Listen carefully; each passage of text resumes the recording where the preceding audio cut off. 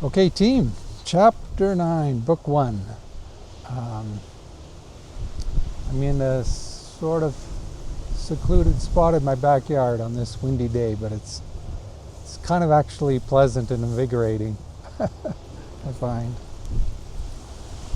Chapter 9, I find chapter 9 to be kind of intriguing and exciting in a similar way that chapter 6 was.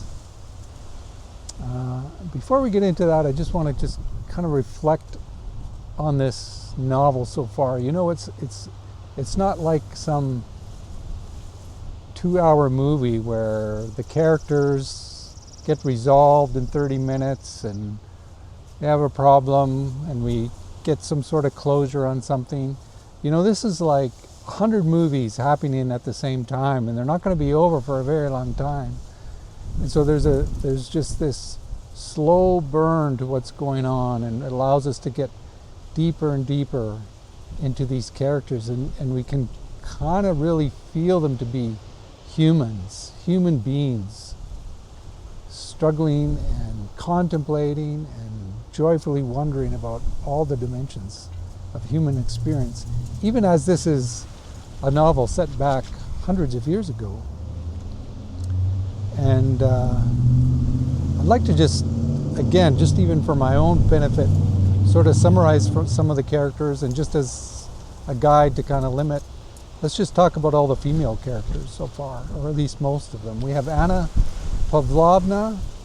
You know, she is this master of multitasking, so to speak, of guiding this party and seeing this conversation while also hearing what's going on here, and then just putting in a quick word there to keep things going, and having an eye for Pierre when he comes in, and also very much capable of engaging with him on political and social issues. So she seems to be kind of a sharp person. Anna Drubetskaya, Boris's mother. I like how she's described. You know, here's this mother who she has this singular focus, and all other rules go out the table.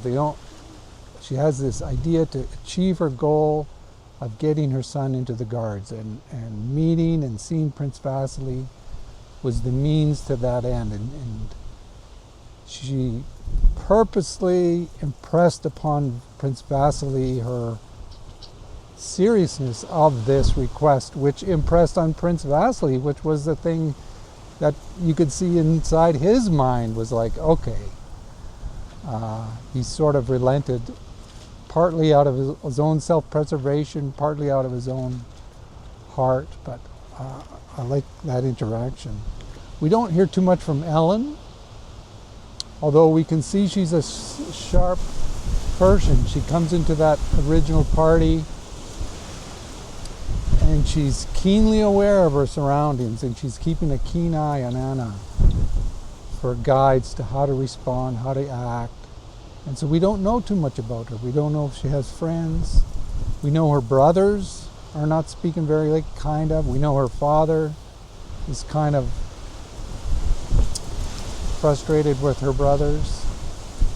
So we don't know too much about her. She seems very smart and intelligent and beautiful, but we wonder about her. Liza, by contrast with Ellen, is right away we get this vibe of this self, you know, maybe she's a few years older, very much more confident in that setting, and sort of at ease. You know, she's comfortable in her own skin.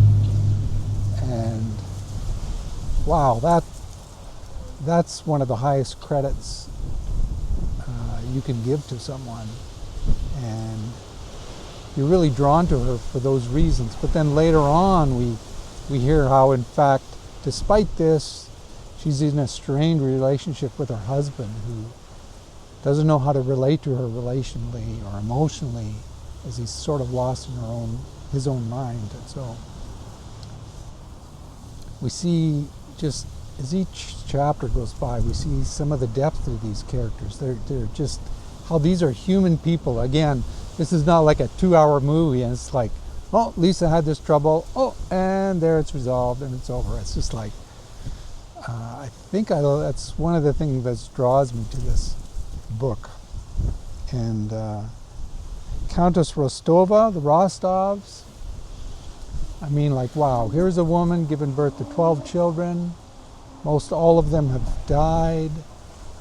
You know, physiologically, she's fatigued. Emotionally, she must be weary and fatigued. You imagine worrying about and loving and caring for all these children.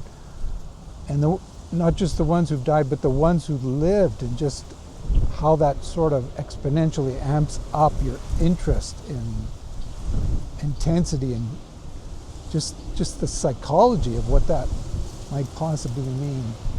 And this just keeps coming back into my mind and setting a context for the Rostov family and both the parents, but especially the mother.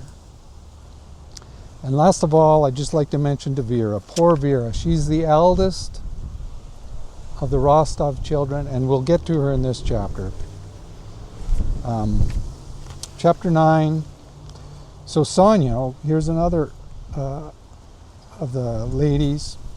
So I'll just read a bit here. So they're at the Rostov household.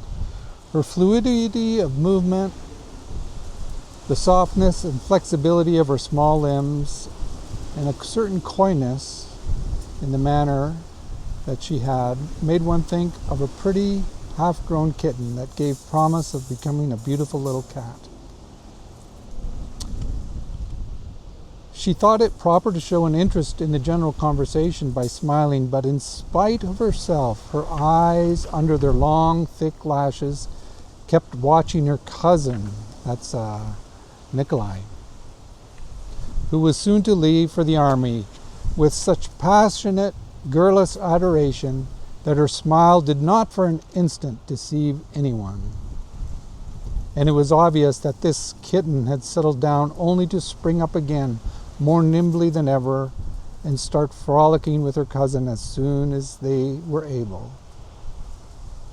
And so you can see there's something going on between Sonia and Nikolai. And the conversation in the room was the Count, and they're talking about Nikolai and Boris going to war, or at least joining the army, I should say. And the Count, addressing his visitor, pointed to Nikolai and said, "Well, now that his friend Boris has been made an officer, he doesn't want to stay behind. So for friendship's sake, he's leaving the university, and me, his old father, he's going into the military service. And he already had a place waiting for him in the archives department and all. Now, isn't that friendship for you?" And so the father's talking to this last visitor who's there, just pointing out this story with Nikolai and Boris. And Nikolai, he kind of takes offense at this. "It's not friendship at all," said Nikolai, flaring up and defending himself, as if from some shameful imputation. "It's not out of friendship at all. It's simply that I feel the army as my vocation." So again, we see this aspect of Nikolai. He doesn't, it seems childish to him to be labeled by his father. Oh, he wants to join the army because his friends join the army. And Nikolai kind of doesn't like that. So the Count goes on speaking, and there's this Pavlograd colonel, the Pavlograd hussars, who happens to be coming to the dinner later on at their house. "He's been here on leave and is taking Nikolai back with him. What can I do?" said the Count, shrugging his shoulders and making light of a matter that evidently distressed him greatly. And I just want to underline again this context of both the Countess Rostova and the Count, having lost all these children, and Nikolai is the second eldest, and you can just feel their heart wanting to protect him. Sounds like maybe they even arranged to have him have this other employment, but he has his mind made up. he's going to join the army. But he says to his papa, I have already told you, Papa, that it is, if you are not willing to let me go, I'll stay. But I know I'm not suited to anything but the army. I'm no diplomat, I'm no government clerk, and I can't hide what I feel. So, you know, as a father, I mean, I don't think there is really a choice here. You really can't say no to your child like this. You know, they're just growing up and they're starting to make their own decisions. All right, said the Count. He always flares up so. This Bonaparte has turned all their heads. They all think of how he rose from a lieutenant to become an emperor. And so it's kind of like there's these guests here, but it's sort of like the Count and Nikolai are having this conversation. And the guests who are there are Julie, Karagina, and her mother. And Julie is of the same age as Nikolai. And so by context, you know, it's not directly discussed, but you kind of get, read it between the lines. This might be the mother bringing her daughter just as a way of introduction to the Rostovs or to Nikolai, especially thinking in terms of, you know, maybe this is someone, a good match for marriage. And so Julie starts interacting with Nikolai, and he gets animated. They're kind of flirting, but having a youthful conversation. And in the midst of the conversation, he glanced at Sonia, and she gave him a passionate, angry look, barely able to restrain her tears. And maintained the forced smile on her lips, she got up and left the room. And all of Nikolai's animation faded. He waited for the first pause in the conversation, and with a distraught expression got up and went to look for Sonia. And Anna Mikhaylovna, that's Boris's mom, says, how all these young people wear their hearts on their sleeves. So there's definitely something going on with Nikolai and Sonia. And when the ray of sunshine brought into the room by these young people had now vanished, as if answering a question no one had asked of her, but which was always on her mind. So now this is the Countess, Natalie Rostova, the mother. How much suffering, how much anxiety has gone through that we might rejoice in them now. And yet even now the anxiety is even greater than the joy. One is always afraid, especially at this age, so full of dangers for both boys and girls. And so you can see, as a parent, you can just really empathize with her as a parent. Not only, again, the context as mentioned, but, you know, she's kind of wrought her hands through life, worrying about her children, and there's a lot of joy. You know, the last few paragraphs and chapters have just been full of life and joy of these young children. But even now, she made mention that even now the anxiety is still greater than the joy. So as much as the joy has been expressed, you know, here's this mother just worried for her children, and you can really feel it. And then she goes on. So far, thank God, I've always been my children's friend and have enjoyed their complete confidence. She said, repeating a fallacy of so many parents who assume that their children have no secrets from them, which is, of course, not true. I know I should always be my daughter's foremost confidant, and that if Nikolai, with his impetuous nature, does get into mischief, and a boy is sure to do, it won't be like those young men in Petersburg. So she was referring to, you know, Anatol, Dolokhov and Pierre getting all to this stuff. It's kind of like, okay, I know I can't control them, but, you know, they're not going to get into trouble that bad, and at least I know that they'll confide in me. And so this is something that sort of sets her mind at ease, despite all her worries and anxieties. You know, it reminds me, you know, that scene in the TV series Andor, where Marva and is talking to Andor, and he says, we have to go, and she's like, no, but I have to stay, and he's like, but I will just be continually worrying about you. And Marva says, well, that's just love. You can't do nothing about that.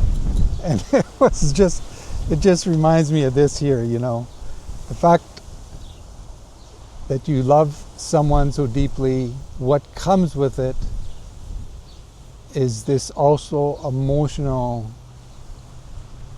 richness, which includes worry and anxiety and fretting and sadness and grief. And they go hand in hand like two sides of a coin. You can't have one without the other.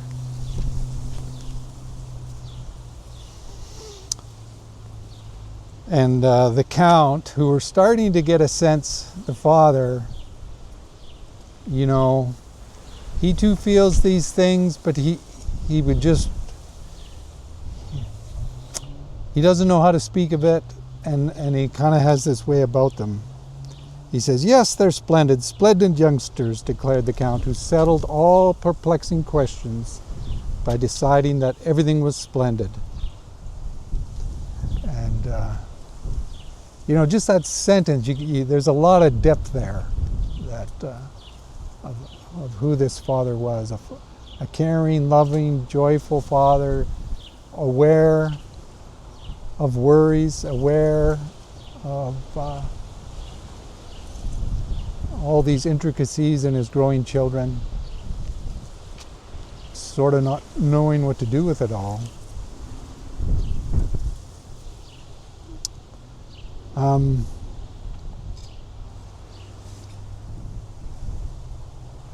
And they talk a little bit about Natasha and Boris, and Natasha's one of the younger ones, and the mother says, she's already in love with Boris.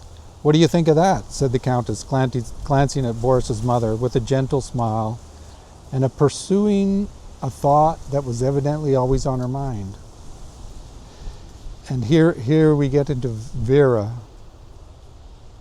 Now you see, if I were to be severe with her and forbid it, talking about Natasha's growing love for Boris,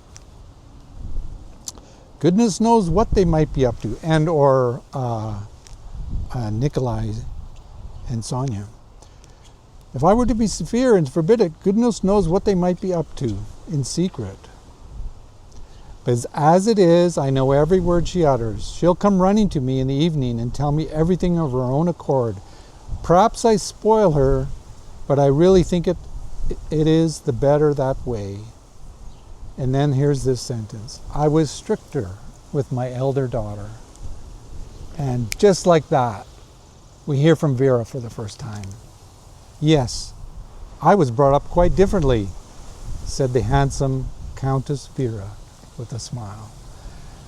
And so, wow, just those two sentences, it's like full of story and weight and context. And Vera, I get a sense, Vera is as much older than Nikolai as Nikolai might be from Natasha, yet it's Natasha, Boris, Nikolai, and Andrushka that kind of group together, and Vera's left on her own. She's the eldest, and you remember she's the eldest surviving child out of, maybe there was children before her that died, children after her that died. She's the eldest surviving child, and so you can see how these parents, and you know how parents are, they love their children too much for their own good, and they can be really constraining and constrictive and protective of them in a way that really hinders their development. And we can see that as these parents were handling their younger daughters much less strictly and so on, kind of changing, learning as they go. And Vera right away, yes, I was brought up quite differently. Just the abruptness of it is is telling. And this is really all we know of Vera so far. But it's like our imaginations could just like fill in the blanks for paragraphs, wondering which is true. But we're kind of like probably on the mark.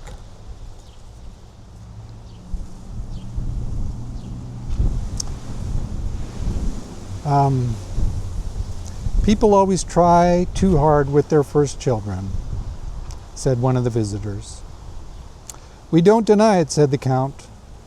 We tried too hard with Vera. But what of it? She's turned out splendidly, he added, with a wink of approval at Vera. And that brings this chapter to a close, but I'm just super intrigued with all these loose ends of these characters, and again just really invited not to draw too hard of a line or description on any one, as these are very dynamic people. And well, we'll just close it there. That was a kind of a exciting, deep chapter, learning about the Rostovs.